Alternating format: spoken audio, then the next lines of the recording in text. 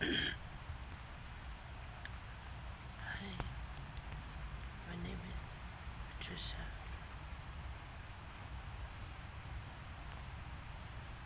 and I sleep outside right now. We meet people every day.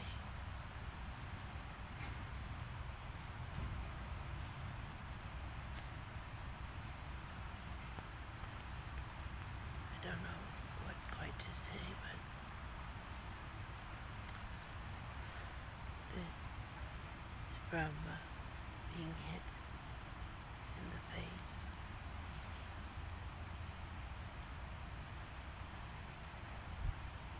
by a roommate.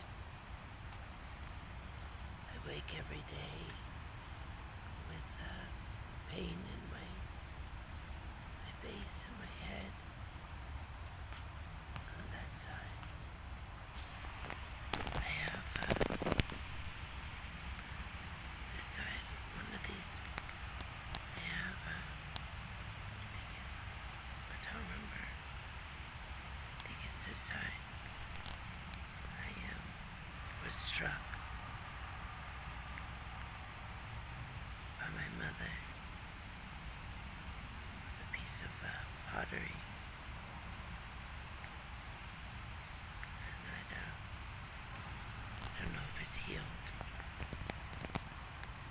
It's never. There might be some X-rays, but wasn't really looked at the doctor. The ambulance came and the police came, but they never arrested her. And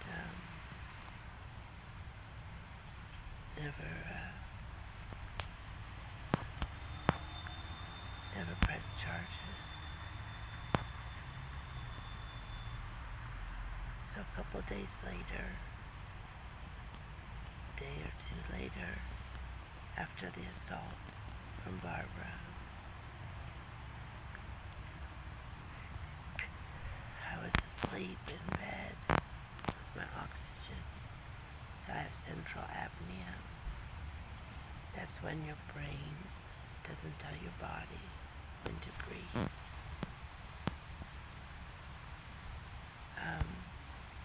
I was asleep and I heard a noise, loud crash, sounded like glass breaking. But she had already ripped my door open and screamed at me that morning. So I didn't leave the room. And I fell back asleep. And the next thing I knew, the door opened and there was a police officer standing in my room. It's a very small room. And he had a toothpick in his mouth. I don't remember his name. He said, "Why did you throw that?" "Throw what?" And they asked me. I said, "Well, I heard a noise. But it sounded like crystal or glass because it's sparkly, something." They have it all recorded.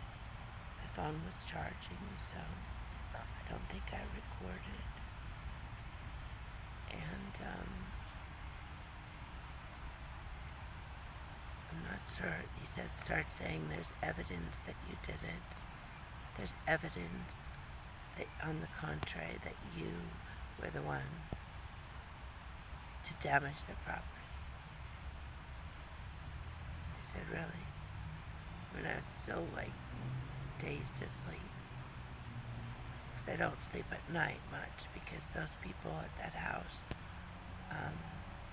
did illicit drugs or something. I don't know. They were always up late at night.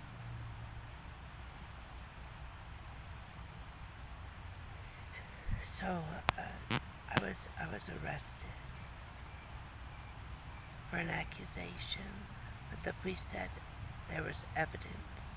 There's no evidence. I said, "Where are the fingerprints? What evidence is there?" It's her word against my word. And I was taken to jail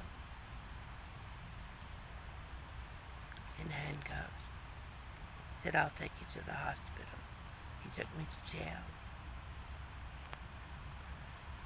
I spent 7 days in jail.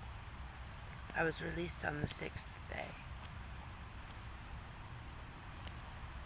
They didn't give me my medication properly.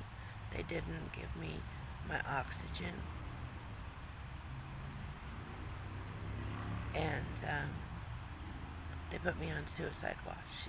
Barbara had said, oh, she's psychotic.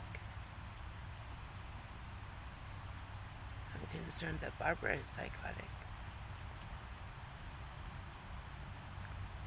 So, because of her assaults and her violence and her words, she had been attacking me every time I walked out of my room. I was in the bathroom. She came running in and tried to rip my phone out of my hand and ripped the earbuds off my face, kicked me. She hit me with her cane in the crotch. That's my mother. She says she's my biological mother. Would you do that to your child?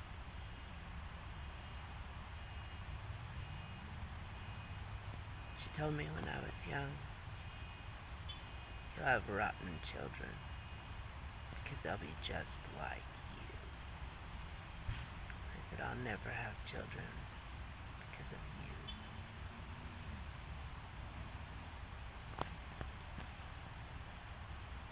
And I never have.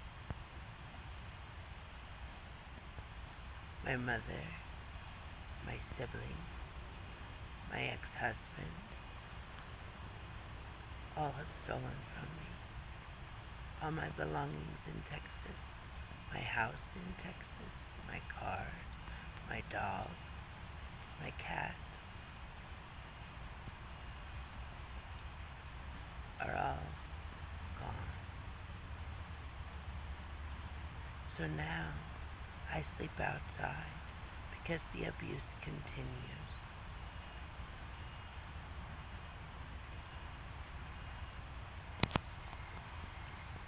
Earlier this week, I was at the Food and Care Coalition in Provo, Utah, doing my laundry. I think I did not undo laundry. They didn't have any space available. And taking a shower and having lunch. I went back as asked by staff. Connor, in fact, is the one that's asked me to smoke out back. So is John. Smoke in the smoke shack. Okay, no problem. So I complied. But I was back in the smoke shack, went back there, and the cook, I don't know his name, but really, was in the garbage can, in the dumpster. And then he sees me in the smoke shack. Do you live out back? And starts yelling at me. Do you live here? No, not yet. You're not, and it goes on and on and on about you're not supposed to be back here. You can't smoke back here. And, this reminds me a lot what happened to me when I was young in school, high school, junior high. All these people who are employees, they all have a different idea of what you should be doing. And it seems to be mostly the men.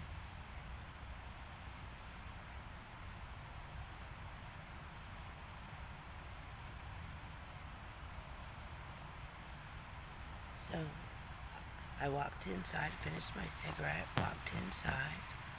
Said, John, got a lot of Chiefs here, John. You don't have, you have too many Chiefs. You're not enough Indians. I mean, it's an old thing, like Cowboys and Indians thing. And he said, what are you talking about? And I said, well, the chef yelled at me because I was in the smoke shack because you told me to go to the smoke shack. And then he said, well, how come you applied here? Yeah, I did. 3 times. Approved twice. First time, well, my mother's in the hospital. But they wouldn't hold my room to help get Mom out of the hospital. Plus, Mom wanted her friend Rhonda to yell at me that night. I recorded that. She was threatening me. That was after she'd already beat me up. Oh, look, see? Do I have a cracked face? Just don't know. So I'd gone with them in the morning to the hospital with a black eye. But did the hospital say anything? Did the emergency staff say anything? That I had contusions and swelling on my face? That was October. I still have a black eye. See? Not makeup. Not at all. I used to be a pretty lady. I don't feel very pretty anymore because of the damage that I've sustained.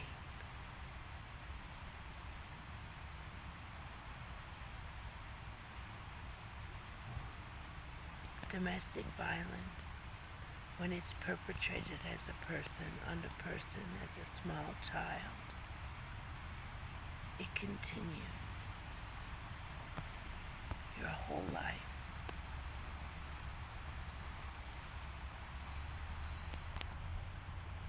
It tends to continue. So people, you're marked.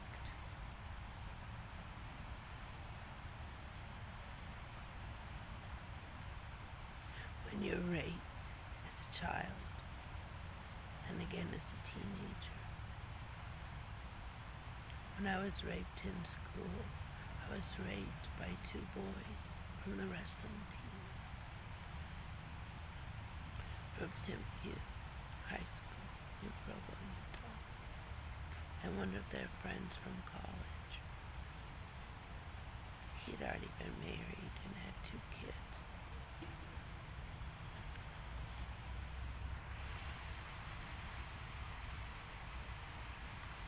But they started calling me a tease that I didn't put out.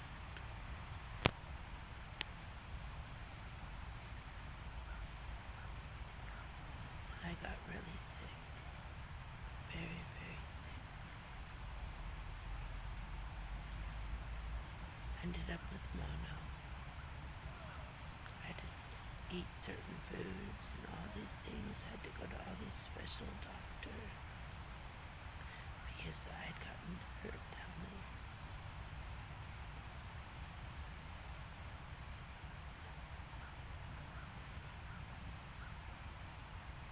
Yeah, those boys, they were never prosecuted. Their sisters, their friends, the girls that jazzed them up. And got them all worked up and left me there. Chased me around school, hazing me, until I disappeared and stopped going to school. Adult men, sleepovers, events from church. Same thing. We were down in Cedar City, I think, or St. George. I was hanging out with the kids, because I was one of them. With the boys. I was hanging out in the boys' dorm or whatever. We're in the dorms, Dixie College, I think. And for the youth thing. And yeah, we weren't making out. We were playing games or something. And then it was late, so I started going out. And there was their counselor, or whatever they call them. He was in bed by the door, grabbed me, pulled me over on top of him. Did I get help for it?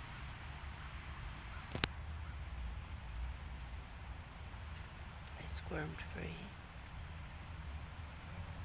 He had his garments on, his underwear. I think. I don't even remember. But I was able to squirm free and slide off the end of the bed, get out the door. I had to crawl across because I was worried about the people sitting out, the church women, men and women, sitting out watching to make sure we didn't do anything bad. Then I went to my dorm. The door was locked. Jenny and Julie, my roommates, my neighbors, my friends, had locked me out.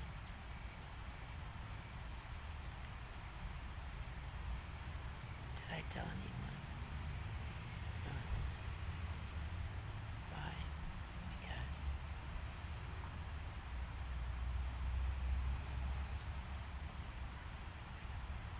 I just didn't matter. Wasn't a good enough church girl.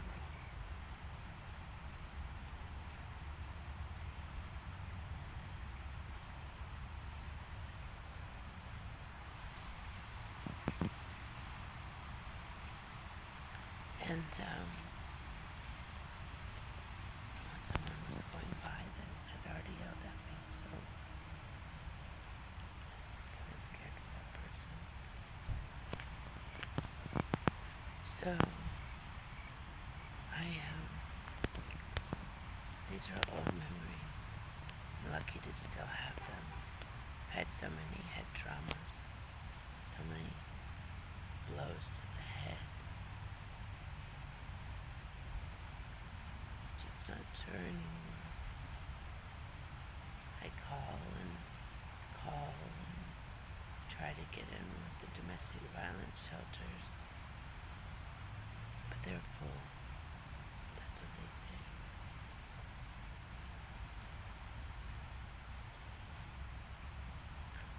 I've been medicated, I've been drugged, I've been roofied.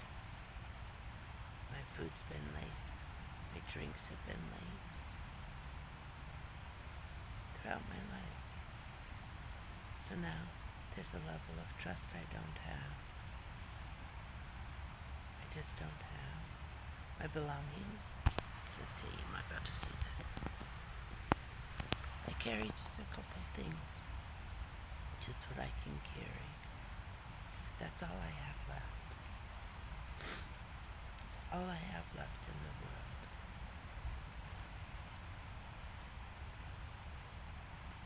Some man here yesterday sometime took a dump. That's a shit or a shat or defecated where I sleep. There was paper, so I knew it was human. And this smell gives you a headache. So I cleaned it up with a plastic bag, but I missed a piece. So I smelled it all night. I'm still smelling it. I just haven't cleaned it up yet. So to sleep where men shit. That's kind of always been my life. I'm just the shithole, I guess.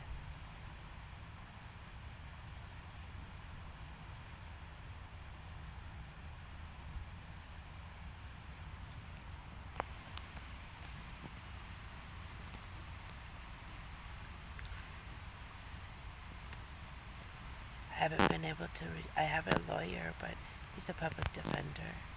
Very busy because he's a public defender.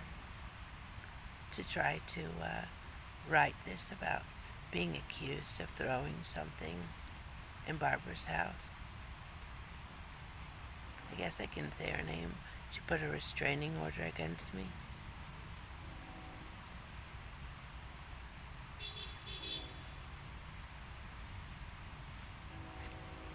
I'd like to see her in prison for theft, assault, and a few other things. Child abuse. I tried to do that when I was young. I did. I reported it.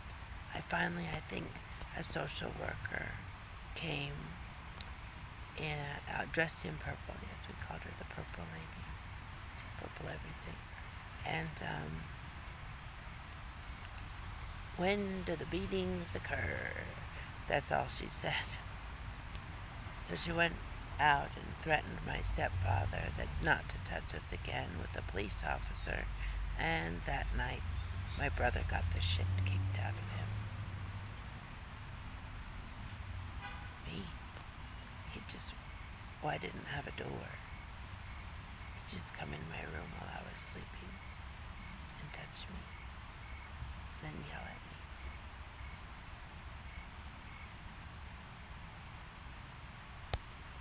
He's dead now.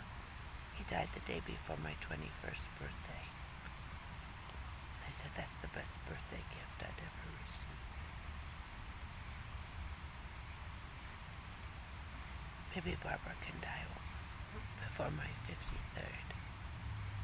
That'll be another birthday gift from God. I don't know who she is. I don't know where she is. And I don't really care. Why? She didn't care about me as a child. So why do I matter now? I sleep with a dumpster. And well, I like to look at it this way. I sleep near a dumpster. I sleep with the ducks, the wood drake, the raven, the peregrine falcons that come to visit near the river. And yes, of course, there's a little ferret, a little black ferret that lives nearby. And they all keep watch for me. The flies, the bugs. It is what it is. So maybe one day, someone will believe me in what I say and what I do.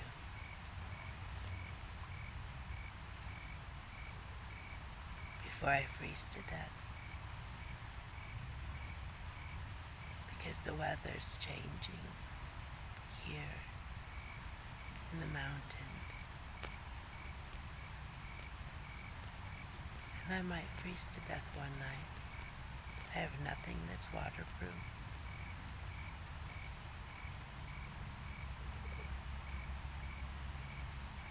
I've lost a tremendous amount of weight.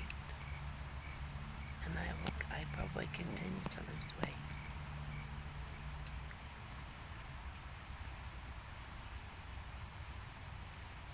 So,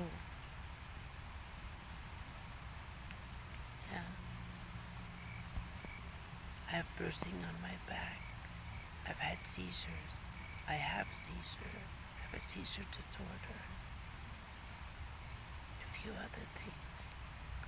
My health is at risk.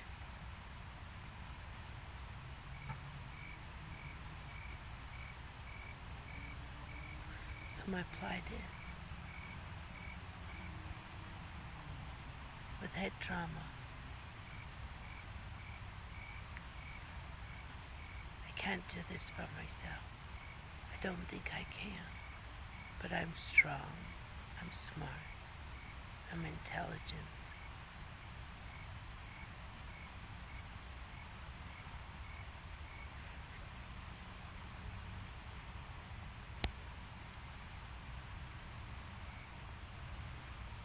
But I've been taken advantage of a lot.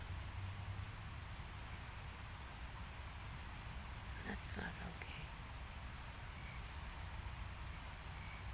I don't know if you can hear me because The water's loud. So what needs to be done?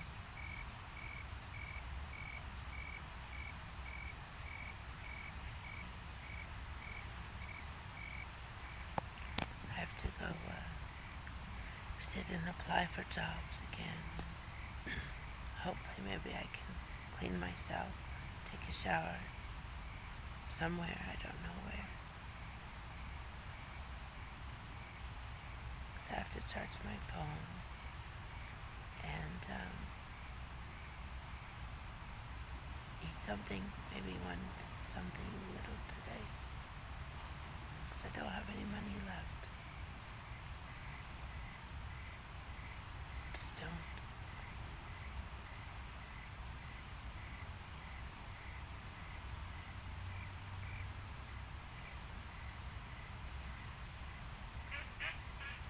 There's my friend the duck.